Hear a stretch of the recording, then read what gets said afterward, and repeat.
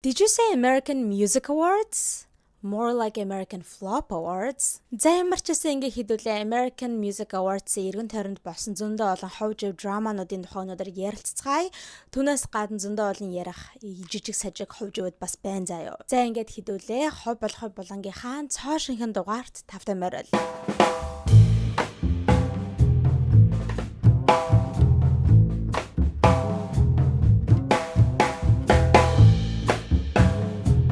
За юу яцхан манайхаа ингээд та бүхэнтэйгээ хов болохой булангийнхаа цоо шинхэн weekly recap бичлэгээр уулзаж байна. Гэхдээ өнөөдрийн бичлэгийг би бол ер нь weekly recap байна гэж тооцоолоог байхгүй. Зүгээр л American Music Awards-ын тухай ярьчихъя гэж бодсон чинь бас хажуугаар нь ярих янз бүрийн жижиг сажиг хов живүүд байгаа учраас зүгээр ингээд нийтэд нь базаад weekly recap болгоод оруулъя гэж бодлоо. Гэхдээ ямар ч сан хэдүүлээ яг American Music Awards-ийн хов живээр эхлэх болно. Та нар ер нь American Music Awards болсон гэдгийг мэдсэн үү?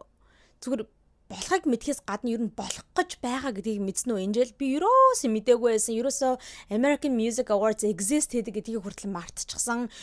Юу ч мдээгүй байжсэн. Ямар тийм сурталчилгаа, promotional зүйл мөл энэ дээр хараагүй байжсэн ч гэх үнхэн болчихсон байж байгаа байхгүй юу.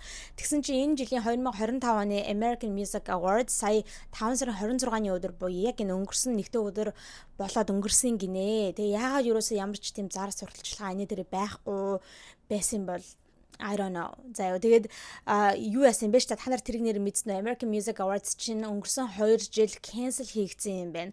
2024 онд болоогүй, тэгээ 2023 онд болоогүй. 2 жил ингэж skip хийж cancelагдж байгаад 2025 оны AMS нь бүр ингээ айгуу тийм comeback байх хэрэгтэй байсан юм л да, айгуу тийм алгасч байгаа тий.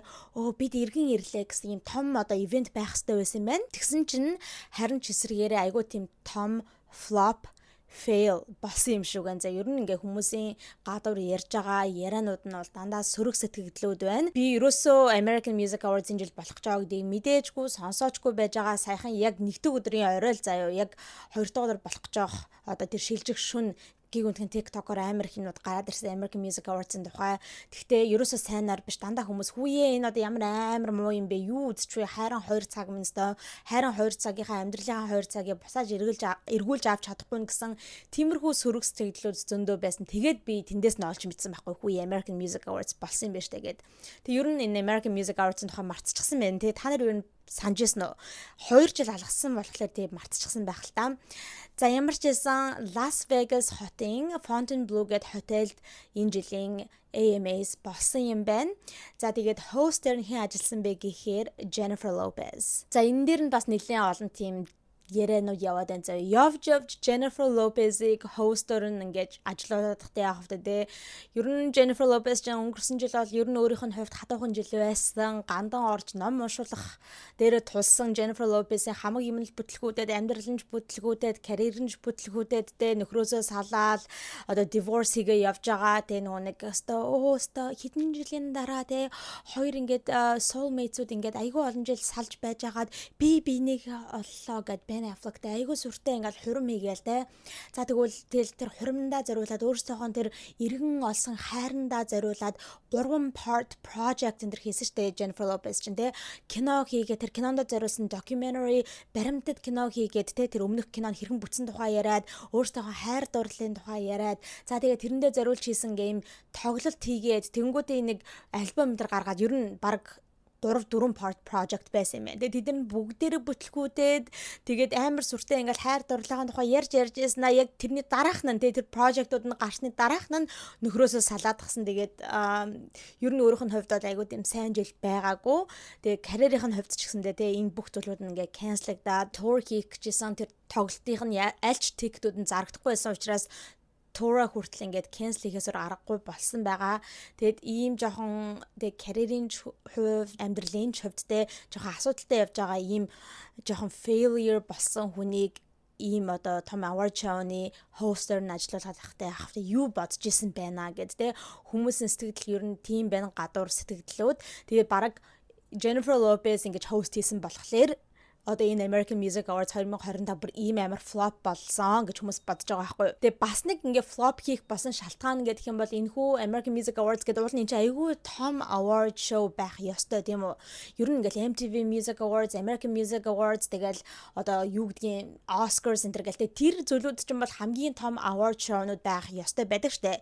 Тийм учраас ийм том award show-нуудад ер нь хамгийн том гэсэн big name artistууд, уран бүтээлчид цугларч нэг газар ингэж party-дэж, show-дэж, award-уудаа хүлээж авч, шагналуудаа хүлээж авч, perform хийж нэг үчиг ингэж хамтдаа өнгөрүүлдэг тийм үү. Тэгсэн чинь энэ American Music Awards дээр ямар ч тийм том big name artistууд ирээгүй. Бараг ямар ч хүмүүс ирээгүй гэж хэлчих болно. Ганц хоёр нэг том одоо алдартай хамгийн одоо A-list гэж яригддаг хүмүүс ганц хоёр л ирсэн. Бусдууд нь бол нэг тийм би баг сонсож байгаагүй те эн чинь одоо хин бэ гэмээр баг ингээд шууд ингээд танихгүй гуглдэж энэ хин бэ гэж бүр харж иж мэдхээр нэг тиймэрхүү жоохон би зэрэгл мэргэллийн те эсвэл дөнгөж нэр гарч ирж байгаа дуучид ч юм уу те тиймэрхүү хүмүүс очсон байна лээ attend хийсэн байна лээ хүмүүсийн ярьж байгаагаар болохоор яагаад энэ том artistууд те ингээд ийм big name artistууд American Music Awards энэ жил очоогүй вэ гэхээр host-ийг Jennifer Lopez гэдгийг мэдчихэд тийм учраас очоогүй маа. Jennifer Lopez-с болсон гэдэг байгаа байхгүй. Гэхдээ тэрийг бол хин мэдхүү те ихэнх энэ очоогүй artistууд бол өөрсөнд нэг шалтгаан байгаа гэж хэлжсэн representative хүмүүсээрээ дамжуулаад би ингээд аялын тоглолтоор явж байгаа.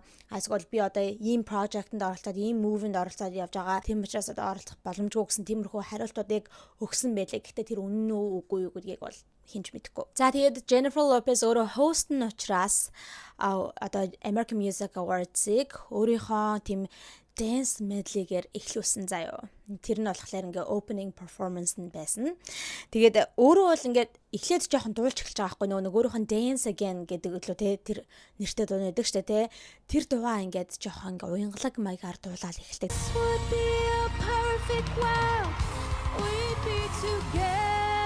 Тэгснэ дараад нь хувраад одоо дуулах team performance биш зөвхөн dance хийх team performance байсан. Ер нь тэгээд нийтдээ 23 энэ жилийн хит дуунуудыг ашиглаад өөр artistуудын өөр уран бүтээлчдийн team хит болсон 23 дууг ашиглаад тэр дуунуудаар нь medley болгоод тэр дуунуудад нь бүжиглсэн гэсэн үг. Тэгэд Jennifer Lopez чи яг энийг тийм иймэрхүү dance medley-г урд нь бас хийжсэн штэ нэг нэлээд олон жилийн өмнө те. Тэр нь гэхдээ надад бол айгүй гоё байсан. Тэр яг тухайн үед тэр медлийг нь үзэхэд айгүй гоё байсан. Айгүй гоё choreographed тийм бүжигтэй айгүй гоё тийм performance болсон гэж миний хувьд бол үздэг.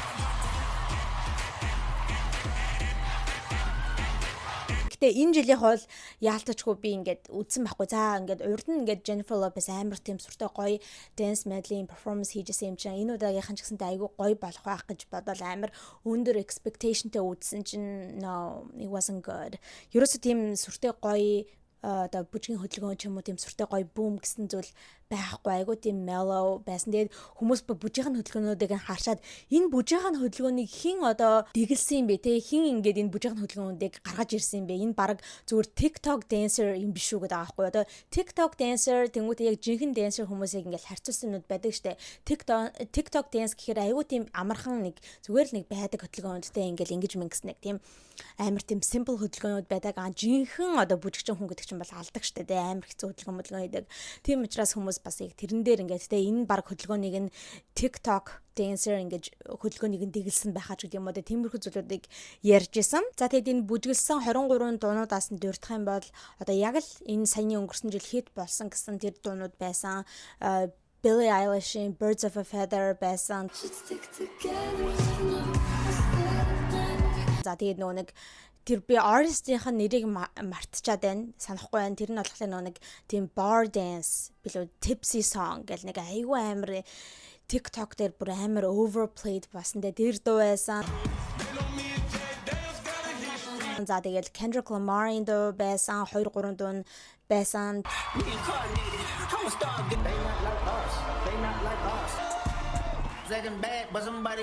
Түүнээс гадна нэрээ Rose болон Bruno Mars-ийн Apathy байсан. Тэрэн дээр яг нэг Apathy гэдэг хөдөлгөөн байдаг штэ тийм гарных нь тоглоомных нь хөдөлгөөн тэрийг оруулсан байсан. Sabrina Carpenter-ийн Espresso байсан. Beyoncé-гийн Cowboy Carter-д нь орсон нэг country doon байсан. Хит болсон бүхэл дуунуудыг та нар бодчих заяа. Сайн өнгөрсөн жил хит болсон бүх дуунуудыг нэг smash хийгээл, medley хийгээл тэрэнд нь J-Lo бүжиглсэн байгаа юм аа. Тэр хөдөлгөөнүүд нь бас ингээд ямар амархан хөдөлгөөн юм бэ? TikTok одоо dancer ингэж дэгэлсэн юм шиг харагдаж ингэж ярихаас гадна айгүй тийм unnecessary ингээд үнсэлцсэн хэсгүүд байсан заяа. Бүр ингээд одоо өөрийнхөө эрэгтэйч бүжигчдтэй үнсэлцээд тэнгууд нөгөө тийшээ харж эмэгтэйч одоо бүжигчдтэйгээ үнсэлцээд ингээл баахан хүмүүстэй ингээл үнсэлцэл яваад байдаг заяа J-Lo.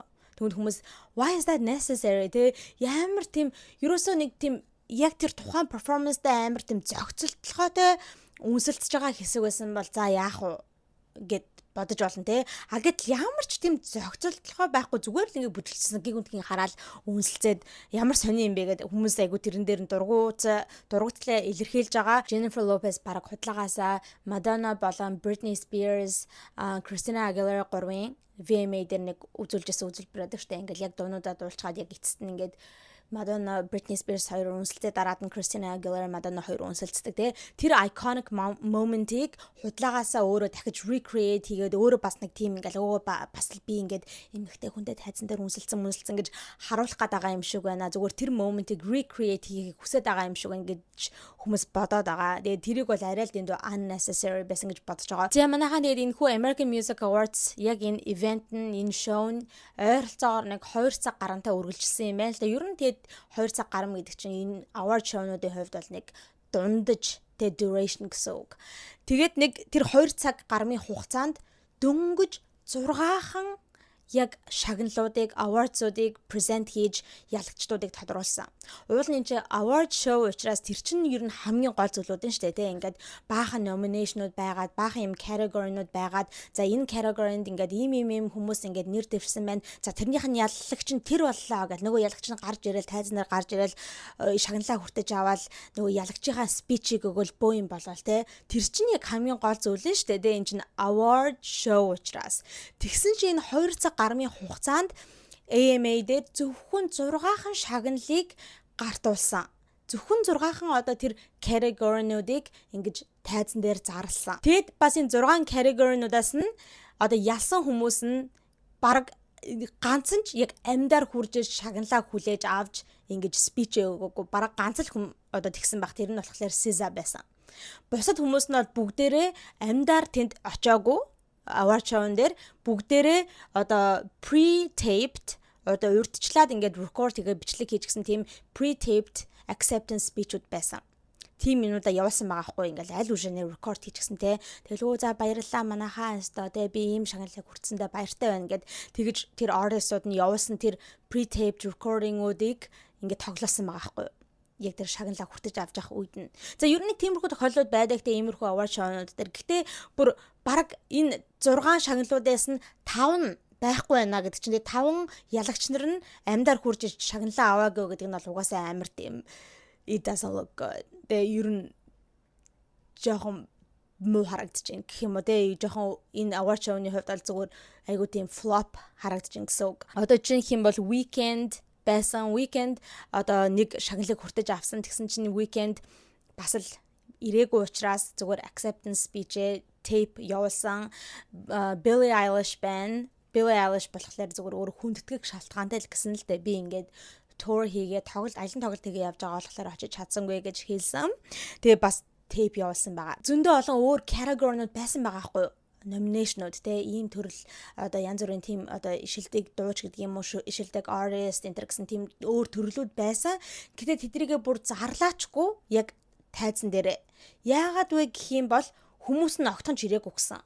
Тэгээ энэ том artistууд чи яг ингээд нэрэн дэвшсэн artistууд нь ирээгүйгээс гадна ялагч нар нь өөрсдийнхөө tape-ийг ч явуулаагүй гэсэн. Acceptance speech-ийнхаа одоо энэ тэйпүүдийг ч гэсэндээ явуулаагүй гэсэн. Тэгэд тоглоулах ямар ч тийм acceptance speech энэ төрөө байхгүй одоо нэр дэвшсэн хүмүүс нь ирээгүй учраас тэрийг зарлаад ах шаардлага байхгүй тайзан дээр. Тийм учраас зөвхөн 6хан category-г ингэж зарлаад тэгээ бусад одоо category-нуудаа болохоор зөвхөн өөрсдийнхөө вебсайтн дээр AMA-ийн одоо вебсайтн дээр болон Twitter аккаунт дээрээ зарласан байлээ. Бусад бүх одоо нэг 30-аад category байсан юм уу та тэднийг ингэж Twitter дээр зарласан байлээ. Тэгээд ийм жоохон өрөвдөлтөй award show болсон байна. Тэгээд та нар харж байгаа бах те ялагчт нь хүртэл нэр дэвшсэн хүмүүс нь хүртэл байхгүй зүгээр зарим ялагчт нь бүр тоожж acceptance speech-ийнхаа одоо тэпүүдийг явуулахгүй тэгээд нэг ийм жоохон өрөвдөлтөй award show болсон юм байна. Тэр нөгөө weekend-ийн явуулсан acceptance speech дээр хүмүүс бүр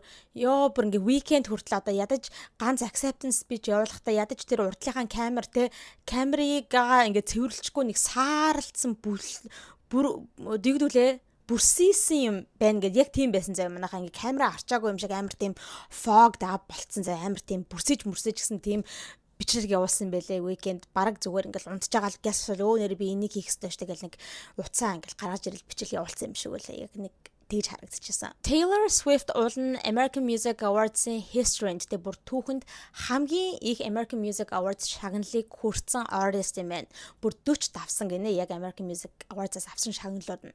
Тэгэд ийм том artist байж ич тэгээд Taylor Swift чи ер нь ингээд түүхэнд American Music Awards-ийн түүхэнд дандаа ингээд өөрөө яг тэр ивентүүд дээр очингуудаа айгуу тийм том зүйлүүдийг зарладаг өөрийнхөө карьертай айгуу холбогдлоо одоо шинэ альбом ч юм уу те эсвэл нэг одоо тэр одоо альбомныхаа энэ version-ыг гаргах гэж юм гэдэг юм уу эсвэл би одоо ингээд tour хийх гэж юм гэдэг юм уу айгуу тийм том зүйлүүдийг ингээд American Music Awards дээр зарладаг байсан юм байна. Тэгэхээр ер нь бол American Music Awards бол Taylor-ийн хувьд бол нэлээд том зүйл байх ёстой.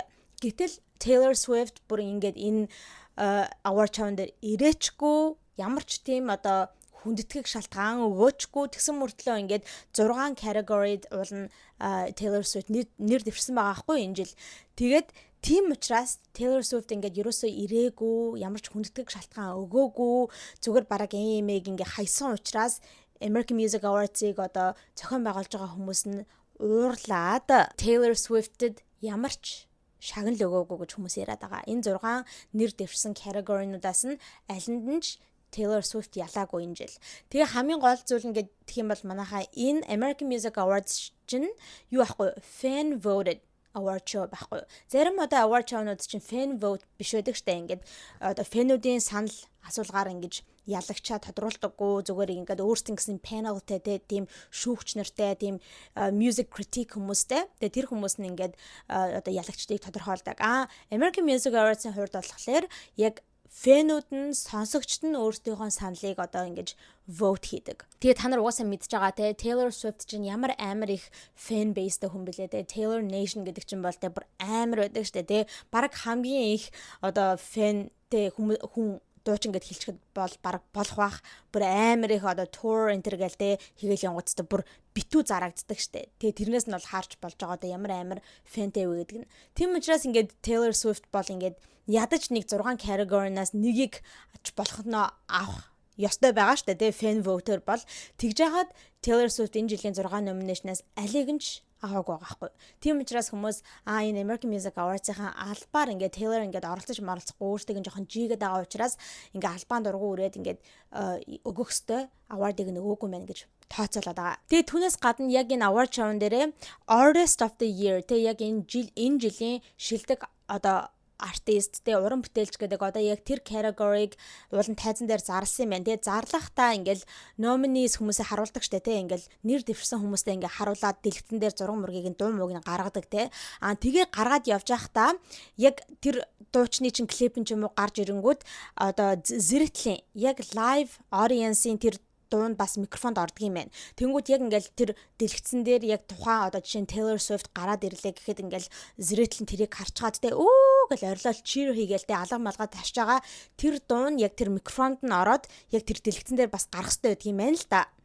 Тэгсэн чинь хүмүүс яриад байгаагаар болохоор албаар энэ American Music Awards-ыг зохион байгуулж байгаа хүмүүс Taylor Swift-ийн нэр дуу нь гарч ирэх үед тэр audience-ийн микрофоныг албаар хаачихсан гэж хэлээд байгаа байхгүй. Тийм учраас ямар ч тийм audience нь cheer хийж байгаа, алга ташж байгаа зүйл одоо Taylor Swift-ийн яг тэр хэсэг дээр гараагүй. Тэгсэн мөртлөө бусад дуучдын дээр ингээд сонсонгууд гэл одоо тэгээ фэнүүд нь ингэж орилт морилж байгаа сонсогддог. Taylor Swift-ийн яг хэсэг дээр болохоор ямар ч тийм audience-ийн cheer хийж байгаа юм байхгүй зөвхөн дуу нь гардаг. Ariana Grande, Billie Eilish, Taylor Swift. Тэгээ хүмүүс тим имийг ажиглаж харсан байгаа байхгүй юу. Тэгэд яг American Music Awards дээр яг амьдараа оролцсон зэрэгтэлтэнд байсан хүмүүс өөрсдийнхөө уцаар хийсэн бичлэгийг ингээд TikTok дээр тавьсан байгаа. Тэгээ тэрнээс нь сонсох юм бол хүмүүс айгүй амар ингээ орилж исэн байгаа байхгүй Taylor Swift-ийн хэсэг гарч ирэх үед. Тэгсэн чинь тэр орилж байгаа хэсгийг зүгээр ингээ яг тэр дэлгэцнээсээ хасаа ичсэн байсан. Taylor Swift. Хүмүүс үнэхээр л American Music Awards-ийн хүмүүс зохион байгуулагчид нь Taylor Swift айгүй амар ууралсан байна. Тэгээ бүр шүдэндээ зууччихжээ. Тэгээ араандаа зуучсан байна. Тийм учраас ингээд ерөөсөө шагналыг нөхгүй тэгээ бүр ингээд микрофон өдрийг нь хааж хаяад тэ ямар ч тийм фэнүүдгүй юм шиг болгоод харуулад байгаа мэн гэж бодоод байгаа. За performers-уудын хувьд гэх юм бол Jennifer Lopez гадна өөр хин одоо perform хийсэн бэ гэхээр шүү дээ. За Benson Boone perform хийсэн байлаа яг амьдаар perform хийсэн. За мөн Janet Jackson гарч ирж дуусан байлээ. Бас нэлээд одоо iconic зүйл гэсэн үг. Janet Jackson ч өөр iconic хүн шүү дээ. Renee Rapp нэр гарч ирээд бас одоо perform хийсэн байна лээ. Renee Rapp ч бас ингээд одоо up and coming new artist гэж бол хэлж болно те. Нилээн бас нэг ойрын хэдэн жилүүдэд бас ингээд яг дууны хөгжмийн индастринд орж ирэх гэдэг айгу хичээж байгаа. Тэгээд зарим дуунууд нь нилээн ингээд viral болдог. Тэгээд Renee Rapp ч өөрөө уул нь юу штэ жүжигчин. Тэ ингээд зөндөө олон цувралуудад тоглож исэн. Сүүлд гэх юм бол Mean Girls-ийн new version musical-д тоглосон байгаа. Regina George-ийн дүрт тоглосон байгаа. За тэгээ Renee Rapp perform хийсэн байна. За тэнгуүтэй энэ сте айгүй нэртэй манайха oh my god Blake Shelton, Gwen Stefani хоёрыг бас ингээл perform хийнэ, амьдараа дуулна ингээл амар ингээл advertise хийгээд байсан юм л да урд нь одоо энэ American Music Awards-ыг болохоос өмнө. Тэгсэн чинь тэр хоёр амьдараа дуулаагүй манайха. Тэр хоёрын performance нь аль үшээ pre-recorded, pre-taped байсан юм байна лээ.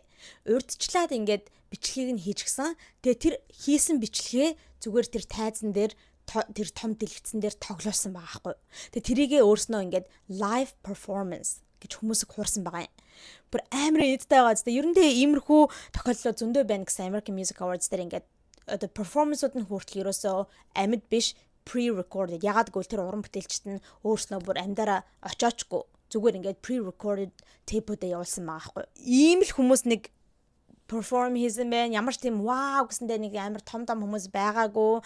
Одоо ганц том одоо artist очсон хүн гэдэг юм бол зэрэгтэлт байсан хүн гэдэг юм бол SZA байсан. SZA болохоор favorite female R&B artist гэдэг ийм одоо шагналыг хүртсэн байгаа байхгүй юу? Хамгийн шилдэг эмэгтэй R&B уран бүтээлч гэдэг энэ шагналыг хүртсэн байгаа. Тэгэд SZA бол үнэхээр өөрөө яг зэрэгтэл дотор байсан. Тэгээд яг өөрөө танцнаар гараад амьдараа шагналаа хүртэж аваад амьдараа acceptance speech өгсөн ганц одоо A-list celebrity гэж хэлж болно. Тэгээ бусдууд нь бол бүгдээрээ байхгүйсэн. За тэгээд энэ шагнал хүртсэн хүмүүсээс дурдъя гэх юм бол одоо хамгийн том шагналуудыг нь дурдвал Artist of the Year Billie Eilish авсан байна. Шилдэг шинэ уран бүтээлч болохоор Gracie Abrams авсан байна. Album of the Year дахиад Billie Eilish авсан байна. Нэр Billie Eilish айгүй их олон шагналуудыг хүртсэн гэсэн. Song of the Year Billie Eilish Birds of a Feather авсан байна. Collaboration of the Year болохоор Lady Gaga Bruno Mars-ийн Die with a Smile авсан байна. Social Song of the Year Doja-гийн Anxiety авсан байна. Favorite Touring Artist Billie Eilish. Энэ category бол хүмүүс яг Taylor Swift австаа гэж бодож байгаа байхгүй. Угаасаа Taylor Swift-ийн World Tour-д бүр амар байдаг штэ тий. Тийм учраас Taylor Swift-ыг авах гэж бодсон чи Billie Eilish авсан байлээ. За тэгээд favorite music video Lady Gaga Bruno Mars хоёрын Die with a Smile авсан байна. За тэгээд favorite male pop artist болохоор Bruno Mars, favorite female pop artist болохоор Billie Eilish. За тэгээд favorite pop album Billie Eilish's Hit Me Hard and Soft. Favorite pop song Billie Eilish's Birds of a Feather. Favorite male country artist Post Malone. Favorite female country artist Beyonce. Favorite country duo or group Dan and Shay. Favorite country album Beyonce-гийн Cowboy Carter. Favorite country song болохоор Post Malone болон Morgan Wallen хоёрын хамтарсан I Had Some Help. Тэгээд favorite male hip hop artist болохоор Eminem. Favorite female hip hop artist Megan Thee Stallion. Favorite hip hop album болохоор Eminem's Death of Slim Shady. That favorite hip hop song болохоор Kendrick Lamar, Not Like Us. Favorite male R&B artist The Weeknd. Favorite female R&B artist болохоор SZA. Favorite R&B album The Weeknd, Hurry Up Tomorrow. Favorite R&B song SZA against Saturn. Favorite male Latin artist болохоор Bad Bunny. Favorite female Latin artist болохоор Becky G. Favorite Latin album болохоор Bad Bunny-гийн Debí Tirar Más Fotos. Okay. Favorite Latin song болохоор Shakira-гийн Soltera. Favorite rock artist 21 Pilots. Favorite rock album болохоор 21 Pilots-ийн Clancy. Favorite rock song болохоор Linkin Park-ийн The Emptiness Machine. Favorite dance electronic artist Lady Gaga. Favorite Afrobeats artist болохоор Tyla. Favorite K-pop artist RM. За ийм category-нууд байсан маань ийм ялагчд төрсөн байна. Гэхдээ энэ ялагчтайгаа ерөөсөө тайзан дээр зарлаагүй. Зүгээр 6-ыг зарлаад тэгээд өнгөрсөн байна. За одоо тэгээд та бүхэнд нэг American Music Awards-ийг тайзан дээр бас нэг drama шиг юм яриадах заяа. Тэр нь юу вэ гэх юм бол Shabuzi гэдэг artist Megan Maroney-тэй хамтраад ингээд тайзан дээр одоо юу present хийжсэн гэсэн үг заяа. Шилдэг country duo гэдэг одоо яг тэр category-г present хийжсэн байл та. Тэр үедээ яг Megan Maroney гэх тэр нэг эмэгтэй co-host нь ингэж хэлсэн байна. Одоо Carter family basically invented the country music genre гэж хэлсэн байгаа байхгүй юу. Carter family гэр бүлийнхэн бол ер нь ингээд энэ country гэдэг энэ хөгжмийн жанрыг ингэж бүтээсэн анх гаргаж ирсэн хүмүүсээ гэсэн нэг тийм өгүүлбэрийг хэлсэн байгаа. Тэгсэн чи яг тэрийг хэлж байгаа хооронд нь ингээд Shabuzi-гийн ингээд жоохон ингээд амар сонио хараад ингээд side eye хийсэн заяа ингээд нүдээ roll хийн гэж байдаг штэ ингээд what the fuck гэж байгаа юм шиг те ийм дүрийг гаргасан байсан. Тэг хүмүүс бүр oh my god what was that тэг бүр амар алиг нь хэнийг одоо shade хийгээд байгаа юм байна гэж утсан. Carter family гэх тэр artist-ыг shade хийгээд байгаа юм бол эсвэл Megan Maroney-г shade хийгээд байгаа юм уу?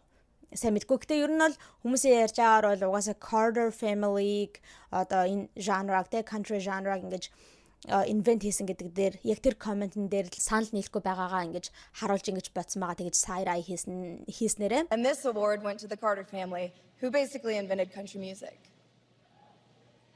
Хүмүүс бас ярахтаа болохоор ингээд мэдгүй Shabuzi Carter family гэдгийг ингээд Beyoncé, Jay-Z хоёрын Carter family гэдээ ойлгоцсон байгаа. Тийм болохоор юу яриад байгаа юу гэж тэр хоёр одоо тэг ингээд country хөгжмийн жанрыг бий болгож идэн гэсэн ухааны одоо тэгж ойлгоод сайра хийсэн байх гэж бодоод байгаа. Гэхдээ энэ Megan Maroney гэдэг эмэгтэйгийн ярьж байгаа Carter family ч юм болохоор ерөөсө Beyoncé, Jay-Z хоёрын family гэраагүй бүр нилээн дээр үдээс нь тийм хөгжимчдийг одоо artist-уудыг ярьж байгаа байхгүй Carter family гэ байсан дээр дэрийг хүмүүс бол ер нь за яг country music genre-г invent хийгээгүй маа гэхэд ер нь бол айгүй үүрэг рол одоо оруулсан гэж боддог энэ country music genre-гийн хувьд. Гэхдээ яг invent хийсэн үг гэвэл үгүй ер нь айгүй хүмүүс тэрэн дээр debateтэй байдаг. Америкт country music-ийг одоо иймэрхүү одоо southern state-нүүдээс тэ одоо ингээл цагаан хүмүүс гаргаж ирсэн гэж боддог бол зарим хүмүүс үгүй одоо southern мужуудын хар хүмүүс гаргаж ирсэн ингээл нэг тийм жоохон debate гэдэг байхгүй. Тэгээ Shabuzi ч өөрөө black person учраас тэ баг тэрнтэй санал нийлэхгүй юу яриад байгаа хар хүмүүс гаргаж ирсэн гэж баг бодсон байж магадгүй. Тийм учраас тэгэж сайра хийсэн байх гэж бодоод байгаа. Ямар ч гэсэн ийм нэг жижигхэн драма болсон байна. Shabuzi өөрөө statement өгсөн байлаа. Тэрэн дээр хэлэхдээ болохоор миний тэгэж сайра хийсэн зүйл нь бол ерөөсөө Megan Maroney-д хандаж хэлээгүй шүү. Хандаж хийсэн үйлдэл биш шүү гэсэн. Тэгэхээр одоо яг тэр эмэгтэй хүндээ тэр одоо co-host-тэй хандаж тэгэж хийж байгаа үйлдэл биш. Хийсэн зүйл нь л гэж байгаа байхгүй. Тэгэхээр яг л тэр Carter family гэдэг энэ жанрыг invent хийсэн гэдэг дээр л санал нийлэхгүй байгаагаа харуулсан юм байна лээ. За та нар маань стресстэй ажлынхаа өдрийн дараа гэртээ ирээд хэрхэн unwind хийж өөрийнхөө стрессийг тайлдаг вэ? Миний хувьд бол яалтчгүй гэртээ ирээд оройныхоо хоолыг идэж байхдаа one glass of red wine ууж өөрийгөө unwind хийж стрессээ тайлдаг байгаа. Тэг хүн болгонд угаасаа стрессээ тайлах янз бүрийн арга тактик гэж байдаг бах тийм үү. Гэхдээ манайхаа би ерөөсөө тийм хамаагүй дар суугаад байдаггүй. Яг өөрийнхөө уудаг дарсны төрөл болон брэнд дээр маш их ач холбогдол өгж сайн сонгож судалж иж дуртай брэндүүд уудаг байгаа. За тэгээ та нар маань одоо баг миний та нартаа санал болгодог аюу их тийм strongly recommend хийдэг wine-ыг мэдэж байгаа хаа. Энэ нь болохоор Франц улсын Бордо бүс нутгийн дарс болох Calvé байгаа. Calvé 200 гаруй жилийн түүхтэй. Тэгээ дэлхийн 110 гаруй улсад амт чанараараа танигдж нэр хүндээ тогтоож чадсан ийм брэнд байгаа. За тэгээд World Wine компанийн маань Calvé брендийн 30 гаруй төрлийн дарсуудыг Монголд албан ёсоор оруулж ирж худалдаалдаг байгаа. За тэгээд түүнээс гадна манайхан би та нартай хүргэх маш тийм гоё чухал мэдээ байна.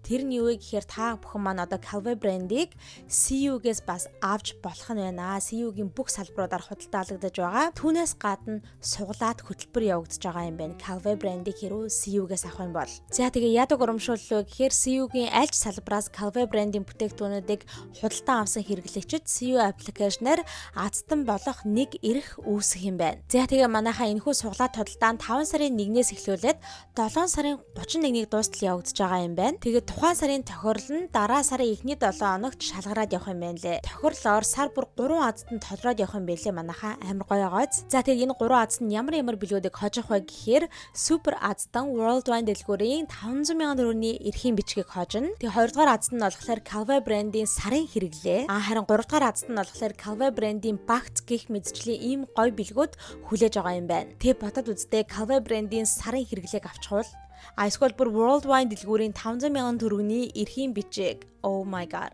I wish I was in Mongolia. Зэ манайхан тэгээд Calvé брэндээ сонгоод CU-гээс судалдаа авалтаа хийгээд азтан болцоогоорой. Зэ манайхаа одоо ингээ хийдүүлээ дараагийнхаа хов жив рүү орцгоё. Дараагийн хов жив болохоор яг саяны миний ярьсан хүнтэй нэг холбоотой хэрэг байгаа. Тэр нь болохоор SZA байна. За SZA Justin Bieber хоёр өнгөрсөн 7 хоногт нилээн одоо жоохон шуугууллаа. Өнгөрсөн 7 хоногийн яг сүүл хавцаагаар. Нилээн шуугуулсан та нар ч гэсэн тэр ховж үүдийг бас харсан байх те.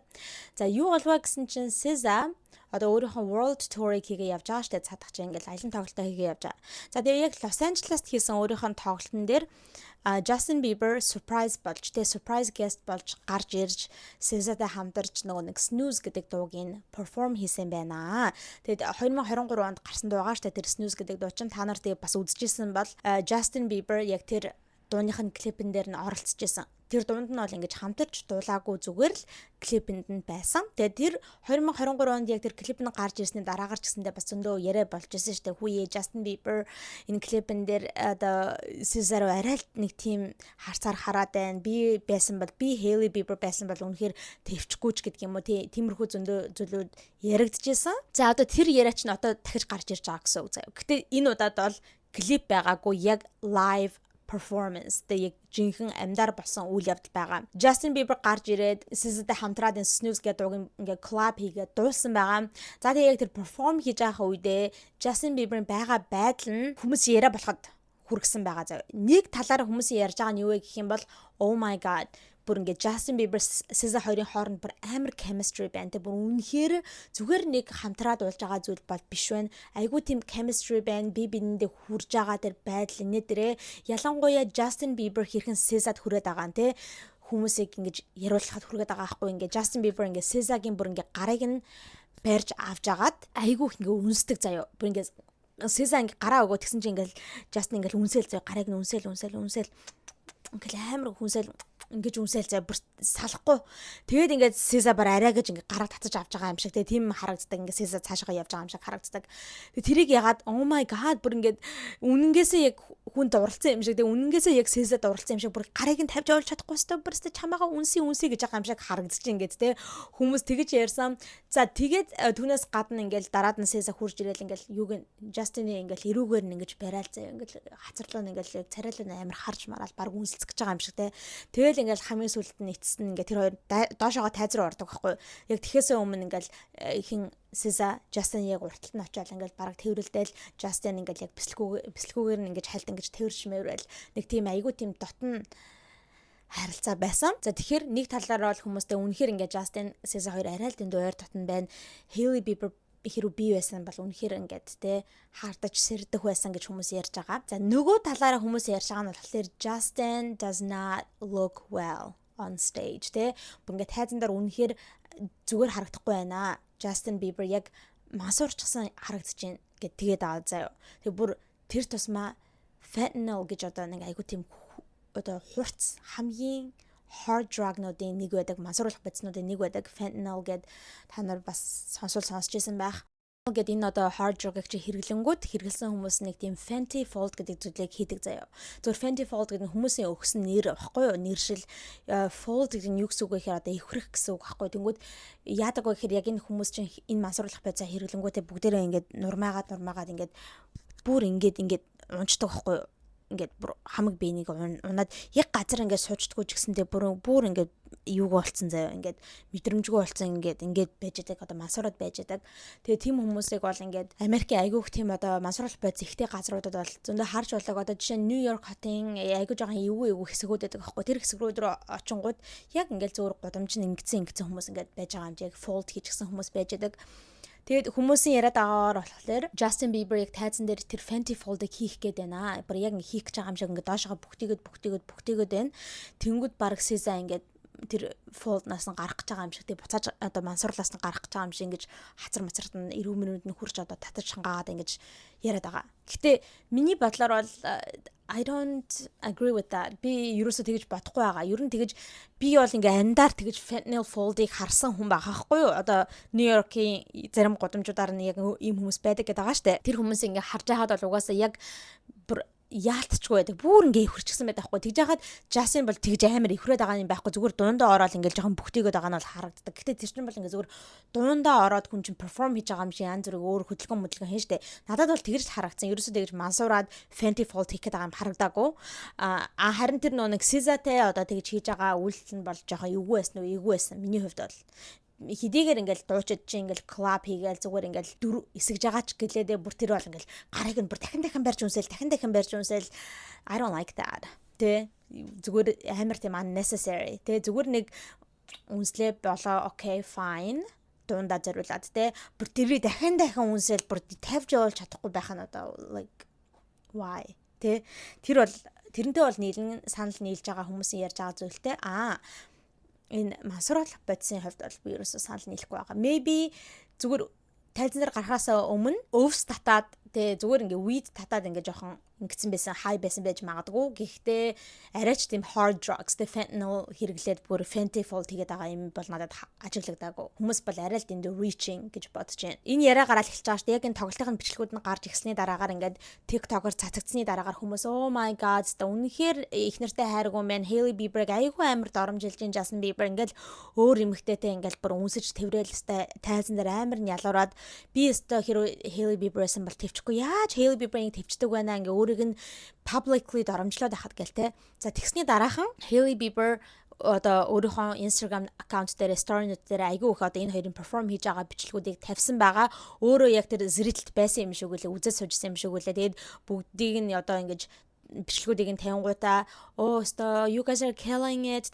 My two favorite artists миний хамгийн дуртай хайртай хоёр уран бүтээлчид энэ гэсэн тиймэрхүү зүйлүүдийг ингэж caption хийж тавиад энэ хоёрыг tag enter хийсэн байлээ. SZA-г tag хийгээл одоо Justin Bieber-г tag хийгээд тэгэхээр хүмүүс ер нь ингээд юу гэж ярих гэдэг вэ? Худлаа ингээд Hailey зүгээр ингээд unbothered болох гээд тэ надад хамаагүй би бол ингээд нөхрөө дэмжиж гин энэ бол зүгээр ингээд үзүүлбэр гэсэн маягаар худлаагаасаа ерөөсөө амар тийм unbothered болох гэж харагдаж байна. Яг үүндээ бол угаасаа ямар ч эмэгтэй хүн ийм зүйлийг хараад зүгээр байхгүй гэж бодож байгаа. За тэгсэн чинь манайхан одоо бүр юун дээр давс гэдэг үлээ те галан дээр давс гэдэг үлээ бишээ давс галан дээр тос нэмнэ гэдэг шиг те SZA энэ одоо зүйлийг улам дороотулсан байгаа. Яасан бэ гэхээр одоо яг энэ зүйл болж гисний дараахан ганц 2 хоногийн дараа заяа. Яг энэ хоёрын ингэж тайзан дээр ялуураад перформ хийж байгаа бичлэгийг нэг хүн тавингуудаа одоо Instagram reel байсан баха TikTok байгаагүй байхыг reel байсан шиг санагдаж байна. Тэр бичлэгийг тавингуудаа ингэ бичсэн байсан байхгүй юу? Someone said his soulmate might be a black woman гэчихсэн байхгүй юу? Нэг хүн ингэж хэлжсэн. Яг Justin Bieber-ийн soulmate нь яг те заяаных нь одоо хүн нь бол хар арьстай эмэгтэй гэж нэг тийм captionтэй видео байхгүй энэ хоёрын ингээд perform хийж байгаа тэр видеог тавьсан байсан. Тэгсэн чинь манайхан SZA яг тэр reel-ийг яг тэр бичлэгийг лайк хийчихсэн байсан. Бараг өөрөө хүлэн зөвшөөрч байгаа юм шиг тий. Justin Bieber-ийн одоо тий soulmate нь бол яг үнэнгээсээ хар арьстай эмэгтэй бараг би гэж байгаа юм шиг тий. Тэрнтэй ингэж бараг тэр captionтэй ингэ санал нийлж байгаа юм шиг тэрийг ингэ лайк хийчихсэн байсан. Тэнгүүд хүмүүс oh my god SZA бүр ингэ Hailey руу shade хийж ингэж бодсон байгаа. Өөрөө Hailey ч ингээл амар тийм unbothered юм шиг те. Миний хамгийн хайртай хоёр artist энэ гэл юу ч болоогүй юм шиг тэгээ тавиад байгаа штэ ингээл тиймэрхүү caption энэ тавиад story хийгээд байгаа. Тэнгүүд SZA бараг тэрнтэй ингээ санал нийлэхгүй те. Чи unbothered байгаа мó тэгвэл би чамайг бүр bothered болгоод өгье л доо гэж байгаа юм шиг те. Албаар тийм captionтэй бичлэгэн дээр очиж лайк дарж байгаа. Айгу тийм Hailey руу хандаж shade хийж би бол чиний залуу хүчин авбал авчих шүү гэж байгаа юм шиг те. Тим юмэг харуулж ингэж хүмүүс бодоод байгаа. Тэг та нар энэ тал дээр юу гэж бодож байна? Одоо SZA ингэж зөвүүн байна гэж бодож байна уу? Shade хийж ингэж бодож байна уу? Эсвэл зүгээр л лайк дарсан байна гэж бодож байна уу? Тэгээд ер нь та нар Hailey unbothered байгаа гэж бодож байна уу? Эсвэл bothered байгаа гэж бодож байна уу? Та нар ер нь өөрсдөө ингэж Hailey-гийн орон тавьд үзтээ ингээд таны нөхөр чинь тэгээ айгүй олон жил одоо гэрэлсэн нөхөр чинь хүүхэдтэй болчихсон тэгээ тийм байж хахад одоо хэдийгээр өөрийнх нь ажил мэргэжилч гэсэндээ те бүр заавал ингээд тэр хамт дууллаа гэ тэгтлээ амир нь ялвар гсэн одоо тийм одоо юу дүрм журм байхгүй штэ тийм дүрм журм байхгүй хахад л те бүр ингээд нэг юм ихтэй барьж авал дахин үнсээл одоо гар марыг энэ тэгээд бахаар өөрт чинь ингээд гой санагдах уу яах вэ тэр одоо сэтгэлээ та нар бас бичээрэй заяа. Hailey, Justin хоёрын тухай яригдах дараагийн зүйл юу вэ гэхээр өштэй манайхаа Justin бас л дахиад яг одоо энэ хүү зүйл болсны дараахан заяа. Одоо энэ SZA, Justin хоёрын тухай яригдж байгаа энэ ховж болсны дараахан дахиад нэг ганц 2 өдрийн дараа дахиад нэг болж бүтгүй юм хийсэн байгаа Justin. Дахиад л social media дээр заяа. Яасан бэ гэхээр Ariana Greenblatt гэд ийм одоо залуу эмэгтэй байгаа юм л да одоо жүжигчин гэсэн заяа. Жохон бахта одоо child star байсан. Одоо тийм жүжигчин эмэгтэй юм байна. Тэгэд бүр эмэгтэйч гэх юу юм бэ одоо охин байгаа хгүй юу? Яг нас биед хүрсэн эмэгтэй хүн бол биш. 17 настай ийм охин байгаа юм байна.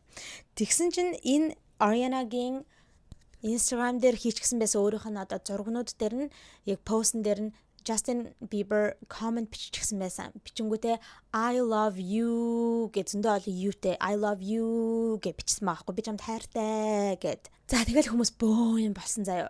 Нэгт хүмүүсийн ярьж байгаа юм ямар амар юм бэ те ямар амар эвгүй like creepy санагдчих ингээд аахгүй яагаад гэвэл Justin Bieber ч одоо өөр 32 настай байлаа те 31 32 настай энэ нас биед хүрчихсэн эрэгтэй байгаа. Ariana ч болохоор дөнгөж 17 настай юм teenager охин байгаа. Тэгэнгүүт ийм амар насны ялгаатай байж хаад эрэгтэй хүн ингээд эмэгтэй жоохон охин л те I love you би чамд хайртай гэдэг ахаар амар тийм creepy арай л дэндүү тийм creepy санагдаж ингээд байгаа. За нөгөө талаар нь хүмүүс айгүйх юм ярьж байгаа зүйл нь юу вэ гэдэг юм бол энэ Ariana гэдэг эмэгтэй энэ охиныг Selena Gomezтэй ялангуяа Selena Gomez-ийн залуу үеийн одоо дүр төрхтэй амар адилхан гэж хүмүүс яриад байгаа.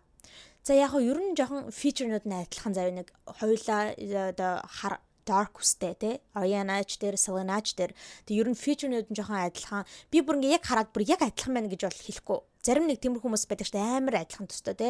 Тим гэж бол хэлэхгүй. Гэтэ зарим фичернүүд нь бол төстэй зүйлүүд бол байсан заяа. Selena Gomez ч юм болохоор бүр яг ингээ бүрхэ царайтай шүү дээ. Одоо биний ингээд царай ингээ бүрхэ байгаатай адилхан ингээ Selena ч ер нь бол round face-тэй хүн. Гэхдээ энэ нэмэгтэй бол хальт харахад бол ингээ round face-тэй юм шиг харагдаж байгаа боловч та нар яг ингээд харангууд энэ хажуудлынхан шанаа манаа нь бол ингээд арай илүү тийм өнцөгтэй гэх юм уу. Тэгэхээр яг round гэд хэлчихэж болохгүй. Ер нь гэтээ уртлаас нь харах юм бол хальт round ч юм шиг харагдана.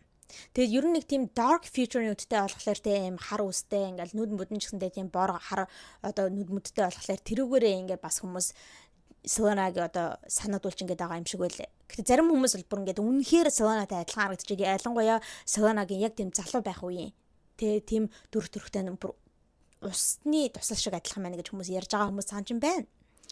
Миний хувьд бол бүр яг тэгж усны тусал шиг гэж хэлэхгүй. Гэтэ ер нь жоохон resemble хийж байгаа бол хийж байгаа. Тэнгүүд хүмүүс яриад байгаа нь болохоор те бүр ингээ дандаа Selena Gomez шиг иймэрхүү одоо дүр төрхтэй охтуудын зургийг дандаа лайклдаг, дандаа комент бичдэг. Ер нь өөрийнх нь одоо Justin Bieber-ийн өргөдөг байсан охтуудыг нь ер нь ингээд ажиглах юм бол ихэнх нь тийм Latin American охтууд те ер нь нэг тийм Latino эмэгтэйчүүд байсан. За ганц хоёр бол яг нэг тийм цагаан охтууд бол байсан. Гэхдээ ихэнх нь бол ингээд латина хүмүүс байсан учраас ер нь хиний Justin-ы type нь яг Selena Gomez шиг иймэрхүү латина нэг тийм dark feature энтертэй эмэгтэйчүүдээ гэж яриад байгаа байхгүй. Тэгээ ядж байгаа манайхаа энэ Ariana ч бас ингээд Hailey-тэй ер нь холбогдолтой хүн байхгүй юу? Яагаад вэ гэх юм бол Ariana Road одоо брендинг нүүр царай болж исэн. Нэлээ олон тийм сурталчилгаа одоо тийм промошнл зүйлүүд дээр ингэж нүүр царайнд болж орж зураг мураг авахулж исэн баггүй юу? Фотошут энэ төр хийлгүүлж исэн. Тийм учраас ер нь бол жоохон холбогдолтой гэсэн үг. Тэгээд Hailey ч Ariana-г дагдаг. Instagram дээр Justin Ariana-г дагдаг.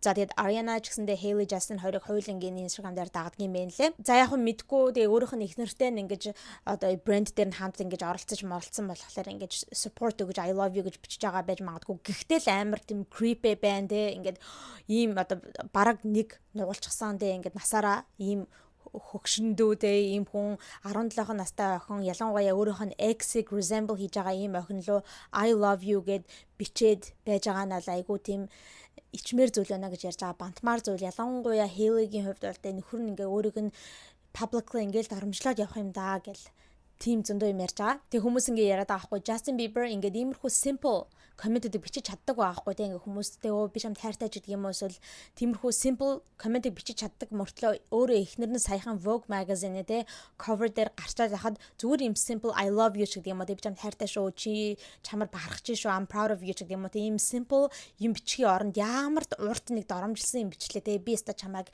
тэгнэ гэж бодоагүй байхад чи бараг тэгчлээ гэсэн ухааны юм бичсэн. Тэгээ simple юм бичиж чаддаг юм байна шүү. Тэгээ simple юм а ихнэртэй бичиж явуулдаг гэл те хүмүүс тэгж бас ярьж байгаа. Тэр Vogue-ийн тухай нэрээ ярихад зөндөө олон хүмүүс ярьж байгаа нь болохоор нэлийн олон жилийн өмнө Kendall Jenner Vogue-ийн cover дээр зураг нь гарахад Justin Bieber comment бичсэн байгаа байхгүй. Тэрийг нь бас ингээ хүмүүс олоодчихсан заяа. Тэгсэн чинь тэрэн дээр Kenny I love you юу гэд бичсэн байла. Good job, great job, congratulations, you look beautiful Kenny гэд бичсэн байсан заяа. Баяр хүргэе Kenny ингээд чи үнэхээр үзэсгэлэнтэй хараад чи ингээд айгүй тийм simple тэ дэмжсэн зүйл бичсэн байгаа байхгүй. Тэнгүүд ихнэртэй тийм юм бичдэггүй мөртлөө ингээл ихнэрийгээ доош нь хийсэн юм бичээд байгаа мөртлөө өөр хүмүүст болохоор баяр хүргэе, чи шүү, хайртай шүү энэ төр гэсэн юмнууд бичтгэл юм байна штэ гэд тэ. Тим юм хүмүүс айгүйх ярьж байгаа. За одоо энэ ингээ Vogue cover-ийн тухай ярьж байгаа дээр Hailey Justin энтрийн тухай ярьж байгаа дээр бас нэгэн мэдээлэл гарч ирсэн байгаа. Энэ мэдээлэл болохоор би дөнгөж 2 дахь weekly recap-а өнгөрсөн 7 хоногт оруулаад яг нөгөө нэг энэ Vogue cover энтрийн тухай ярьсан шүү дээ. Justin Hailey Selena энтрийн тухай ярьсан. Яг тэрийг оруулчаал пост хийчихгээл апплод хийчихгээл байсан чинь нэг хэдхэн минутын дараа энэ мэдээ гарч ирсэн байгаа заяа. Ямар мэдээ вэ гэхлээр би тэр бичлэг дээр та нарт ярьжсэнтэй ингээд Selena яг ингээд одоо Hailey-г support хийж байгаа юм шиг нэг тийм Instagram-ийн story дээр нэг тийм юм тавьсан гэдэгтэй би чамайг ингээд дэмжиж байгаа шүү. Чи бол өөрийгөө хэн гэдгийг мэдж байгаа. I'm cheering you on. Чи бол одоо тий өөрийнхөө бодсноос ч илүү тийм одоо үнцэнтэй эмхтэй энэ гэсэн нэг тиймэрхүү зүйлүүдийг ингээ Hailey хандж байгаа юм шиг битсэн гэдтэй тавьсан гэд.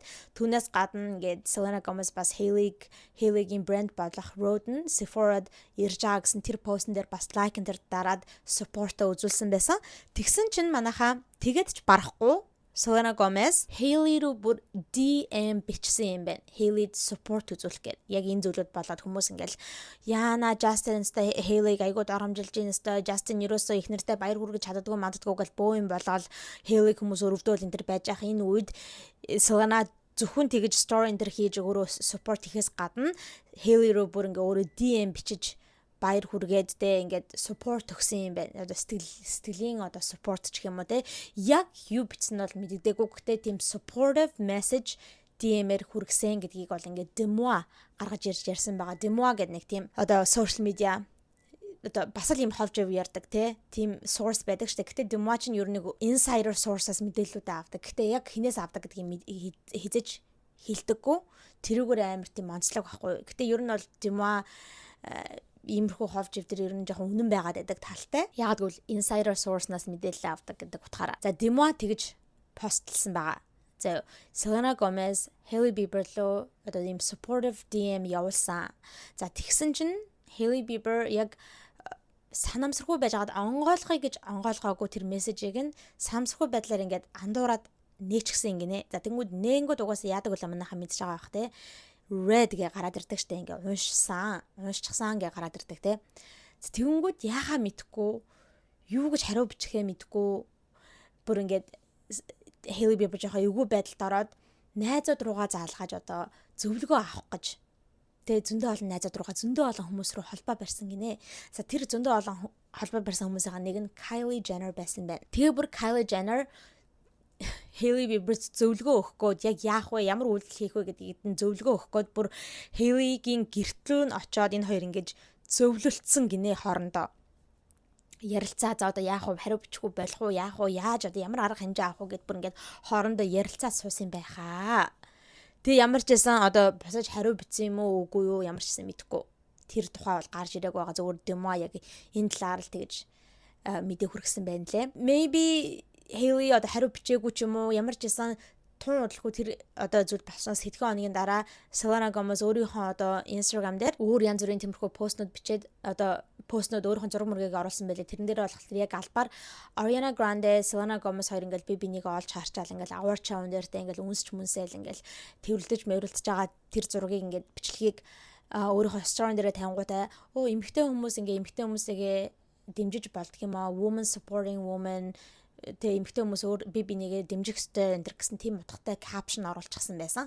Тэнгүүд баг хүмүүсийн бодож байгаагаар Selena Gomez-ийг бас л ер нь ингээ Hailey хандаж хэлж байгаа бах те Hailey ингээд хариу бичээгүй болохоор нь тэрэнд ингээ хандуулаад те эмэгтэй хүмүүс одоо ингээ би бинийгээ support хийх зүгээр гэдгийг штэ би зүгээр чамайг support хийх гэж те эмэгтэй хүн учраас support хийх гэж бичсэн юм аа гэсэн утгаар Hailey хандаж тэрийг одоо бас постлсан байх гэж бодоод байгаа. За ямар ч гэсэн ийм юм болсон байна. Зарим хүмүүс болохоор ёо ёстой Selena Gomez айгу хөөрх юм аа те бүр ингээл Hailey-г дэмжээл айгу те support үзүүлж гин айгу сайхан сэтгэлтэй юм аа гэж бодож байгаа хүмүүс байна. Зарим хүмүүс болохоор за нэгж Selena Gomez-ыг доош нь хийгээд байгаа зүйлч бол биш л те. Гэхдээ ер нь за Selena Gomez энэ дээр бол дараа жоохон илүү үйлдэл хийчихтэй л гэж бодож байгаа. Ер нь ингээд 90-ийн хооронд илжиг бууж ороод гэдэг үг байдаг шүү дээ. Тэгж яхад энэ хоёр ингээд publicly ингээд нөхөр нь эхнэрийгээ доромжилсан юм хийж яхад заавал ингээд өөрөө тэр асуудал донд нь ороод те илжиг болчих ороод л эхнэрлөө нөө би нөхөр чинь чамаа дэмжихгүй байгаа ч гэсэндээ би чамайг дэмжиж байгаа шүү гэсэн одоо юм хүн бичээд тахаар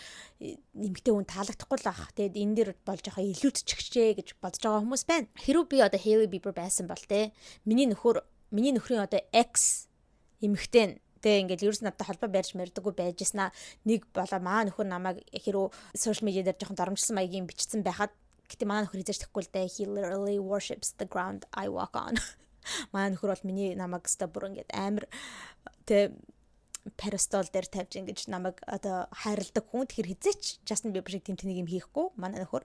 Гэхдээ хэрүү тэгсэн тохиолдолд hypothetically тэ хэрүү манай нөхрийн экс над руу ингээ холбоо бариад те DM бичээд би одоо чиний Glenny тэгж чамд оромжилж байгаа зургийг одоо постыг харсан. Гэхдээ Glenn чамайг дэмжихгүй байх юм чи би чамайг дэмжиж дэггүй чи бол та чадж байгаа шүү энэ гэсэн юм бичгэн бол надад л таалагдахгүй like who are you гэж бодноо. Ёстой жинхэнэ тэгээ хоёр 90-ийн хооронд илжиг бууж ороод гэж бараг хэлэх байсан баха. Тэгээ би өөрийгөө ингээ тавиад үзэхээр баг нэрээ Selena Gomez жоохон илүүцсэн юм шиг санагдаад байгаа байхгүй. Гэтэ зарим хүмүүс болохоор үгүй эн чинь аягүй гой support байж тээ те эмэгтэй хүнийгээ дэмжиж гин гэсэн зүйлийг яриад байгаа. Тэгэхээр I don't know guys, what do you guys think? Та нар өөрсдийнхөө үзэл бодлыг комментэд бичиж үлдээгээрэй, окей? За манайхаа саяхан шинээр гарч ирсэн маш сонирхолтой мэдээллийг та нартай бас энэ recap-д оруулаад ярьчихъя. За энэ мэдээлэл нь бүр саяхан болсон явдал байгаа. Яг 2 хоногийн өмнө гарч ирсэн. За тэгээ та нар санаж байгаа бол би нэг бичлэг дээр саяхан ярьжсэн шүү дээ. Hailey Bieber өөрийнхөө road brand-ыг зарах гээд potential buyer хүмүүстэй уулзаад тэгээ явж байгаа. Тэгээд ер нь $1 тэрбум зарах одоо бодолтой байгаа гэд ярьж исэн. За тэгсэн чинь манайхаа үнэхээр тэр нь үнэн болж таарлаа. Hailey Bieber сая 2 хоногийн өмнө зарласан байгаа өөрийнхөө road brand-ыг Elf Cosmetics худалдсан байгаа юм аа. За тэгээд нийтдээ уул нь бол $1 billion те одоо яг $1 тэрбум зарсан гэж одоо зарлагдсан. Гэхдээ яг $1 тэрбум бол биш. За тэгээд түүнээс гадна энэ нь зүгээр шууд Hailey Bieber-т бүхэл бүтэн одоо $1 тэрбум очиж байгаа гэсэн үг бол биш байгаа. Яагаад гэхээр Hailey Bieber хэдийгээр өөрөө энэ road компанийнхаа founder буюу одоо үүсгэн байгуулагч нь байсан ч гэлээдээ өөрөө одоо бүх хувийг бол эзэмшдэггүй байсан. Өөрөөр болохоор Hailey 51% нь эзэмшдэг байсан. Бусд нь 49% нь болохоор өөр инвестор хүмүүс, айгүй олон нэлээд хэдэн инвестор хүмүүс одоо хувьцаа оруулсан, тэгээ хөрөнгө оруулсан ийм хүмүүсийн эзэмшил байсан байгаа. Тийм учраас одоо яг Elf Cosmetics-тэй хийсэн гэрэн дээр болохоор тохиролцоон дээр болохоор $600 сая яг бэлэн cash авсан байгаа аахгүй юу? Яг ингээд бэлэн мөнгөөр авсан гэсэн үг. За тэгээ нөгөө $200 нь болохоор Elf Cosmetics-ийн одоо хувьцаагаар ингэж орлуулсан юм байна лээ. За тэгээд дараагийнх нь одоо үлдэж байгаа $200 сая нь болохоор future payouts гэж байгаа аахгүй юу? За тэр нь болохоор те одоо хэрөө энэ компани цаашдаа ингээд яг өөртөөхөө хүрэх ёстой goal-до зорилгодоо хүрээд ингээд амжилттай явах юм бол тэр одоо орлож байгаа орлогоноос $200 сая нь Hailey болон бусад нөгөө нэг одоо хувьцаа оруулсан инвестор хүмүүст нь очно гэсэн үг. Тэгээ ер нь нийтдээ бол $1 тэрбум одоо ийм тохиролцооны deal байгаа. Гэхдээ яг $1 тэрбум cash гэсэн үг бол биш байгаа. За тэгээд түүнээс гадна хүмүүс нэлээд тийм буруу ойлголттой байх шиг үлээ гадуур. За одоо Hailey Bieber ингээд billionaire болчихлоо, тэрбумтан болчихлоо гэж ярьж байгаа. Зөндөө зүйл харагдчихсан. Тэр бол бас биш байгаа. Яагаад гэхээр яг $600 сая одоо гар дээр нь ирж байгаа боловч яг $600 сая нь тэр чигтээ Hailey Bieber руу очихгүй. Яагаад гэвэл өөрөө зөвхөн 51% эзэмшдэг байсан учраас нөгөө 49% нь эзэмшдэг байсан инвестор хүмүүс рүү бас энэ $600 сая бусад мөнгнүүд нь одоо очно гэсэн үг. Тэгэхээр ойролцоогоор хүмүүсийн одоо тооцоолж байгаагаар болохоор яг Hailey-гийн өөрийнх нь гар дээр ирж байгаа мөнгө нь болохоор ойролцоогоор $200-аас $250 сая гэж тооцоотой байгаа юм байна лээ. За тэгээд та нар Elf Cosmetics гэж сайн сонсч ирсэн байх те. Ингээд айгүй том cosmetics brand байгаа. Гэхдээ Elf чи юугаараа танигдсан бэ гэхээр ер нь drugstore makeup гэсэн үг. Drugstore makeup гэдэг нь болохоор айгүй тийм affordable prices те. Бүх хүнд зориулсан тийм амар үнэтэй брэнд биш гэсэн үг. Тийм үнэтэй одоо тансаг одоо зэрэглэлийн хүмүүс зориулсан биш. Зүгээр бүх хүмүүс хэрэглэж болохоор тийм хүнсний дэлгүүрэн дээр зарагдчихдаг тийм drugstore makeup байхгүй. Тийм makeup-ыг хийдэг одоо cosmetics brand баг. Гэхдээ Elf-ийн бүтээгдэхүүнүүд аягүй сайн. Хүмүүс бүр заримдаа high end тэ амар тийм luxury brand-уудаас ч илүү сайн гэж зарим хүмүүс ярьдаг. За тэгээд Elf Cosmetics гэдэг ийм том брэндэд худалдагдсан байна. Гэхдээ Hailey Bieber одоо ингээ компани зарлаа гэж юусэн ямар ч оролцоогүй болчихж байгаа гэсэн үг бол биш юм байна лээ. Одоо Hailey Bieber-ийн шинэ албан тушаал нь болохоор Chief Creative Officer гэсэн. Яг нэг зохион бүтээх тийм innovative creative тал дээр ингэж одоо ахалж явна гэсэн үг. За тэгээд түүнээс гадна Head of Innovations of Rhode. За тэгээд мөн Strategic Advisor of Elf Beauty гэсэн байгаа. Rhode компанийхаа шинжилгээний тал дээр ингээд удирдаад явна. Түүнээс гадна Elf Cosmetics-ийн бас Strategic Advisor-аар нь ажиллах юм байна. Стратегийн тал дээрх одоо тийм зөвлөгчөөр ажиллаад явна гэсэн. Тэгээ ер нь бол ихэвчлэн яг юм маркетинг тал дээр айгүй их тийм төлхөө оролцоотой явна гэдгээ Hailey Bieber зарласан байгаа. За тэгээд Rhode компани инвестор хүмүүс нэлээд олон хүмүүс байсан. Тэгээ бас Scooter Braun Rhode бас ингээ хувьцаа оруулсан хүмүүсийн нэг байсан юм байна лээ. Тэгэхээр бас ингээд Rhode-ийн нэлээд хэдэн хувьцааг нь хувийг нь одоо Scooter Braun эзэмшижсэн гэсэн үг. Хүмүүс бас тэрэн дээр жоохон таагүй хандж байгаа зүйлүүд харагдчихсэн. Одоо өөрийнх нь нөхөр нь Justin Bieber ингээд Scooter Braun-тай бүр ингээд харилцаагүй болоод айгүй муу харилцаатай байхад ингээд Scooter Braun-тай ингээд хамтдаа бизнесийн юм одоо хийгээ явж идэг айгүй сони юм ач гэдэг юм уу. Тиймэрхүү одоо хүмүүсийн сөрөг сэтгэлүүд харагдчихсан. За гэхдээ Hailey Bieber-т хүмүүс айгүй их тийм баяр хүргэж байгаа. Ихэнх хүмүүс айгүй сайн маань зөв бизнесийн алхам хийлээ гэж бодож байгаа. Ийм том компаниг 2022 онд өөрөө зохион бүтээгээд үүсгэн байгуулад тэгээд ийм айгүй үнэлгээтэй болгож чадаад ингээд ийм их мөнгөөр зарж ийна гэдэг чинь бас айгүй тийм зөв шийдвэр гэж бодож байгаа. Зарим хүмүүс болохоор за арай жоохон эрт зарчихлаа да. Тэгээ өөрийнх нь ингээд хүч хөдөлмөр орсон энэ брэндээ өөр хүмүүсийн гарт өгөөд тэгээд ер нь ингээд celebrity хүмүүс өөрсдийнхөө брендийг өөр хүмүүс зарчхаар ингээд айгүй бүтлгүүтэж эхэлтгээ. Одоо Kylie Cosmetics-ыг харалтаа гэдэг ч юм уу те. Тиймэрхүү зүйлийг айгүйх бас ярьж байгаа. За тэгээ яг Hailey шийдвэрээ гаргасныхаа дараа одоо яг энэ хүү зүйл нь finalize болсны дараагаар өөрийнхөө Instagram хуудсан дээрээ энэ тухайга зарлаад пост хийсэн байгаа. Тэгээ Justin Bieber ч гэсэндээ Hailey-гээр бахархаад ингээд энэ тухай бас өөрийнхөө Instagram дээр пост хийсэн харагдчихсан. За би өмнөх дугаар дээр ярьжсанаа да ингээд Justin Bieber ер нь одоо жоохон дампуурлын байдалтай байгаа. Айгүйх мөнгө төрөний өрөнд орсон гэд те. Тэгэд хүмүүс бодож байгаа нь болохоор үнэхээр л Hailey өөрийнхөө хайртай компаниг ингэж заран байж одоо Justin Bieber өргөнд дарж өгөх гэж байгаа юм байна. Тэгээд ийм шийдвэр гаргасан баг. Тэрнээс шууд ингээд өөрийнхөө саяхан 2-3 жилийн өмнө гаргасан ийм компани зарна гэж бол байхгүй дээ гэдтэй тиймэрхүү зүйлийг бас ярьж байгаа харагдчихсан. За манайхаа ийм ховуудыг та нартай ярьж өглөө. Хамгийн гол ховж юу нь бол American Music Awards хэрхэн flop болсон тухай ярьлаа. Ямар бүтлгүүтэжтэй бөө драма болсон тухай ярьлаа. Тэгээ ер нь American Music Awards дахиж бараг болохгүй хаа. Тэ жоохон ичмэрл зүйл болох шиг боллоо.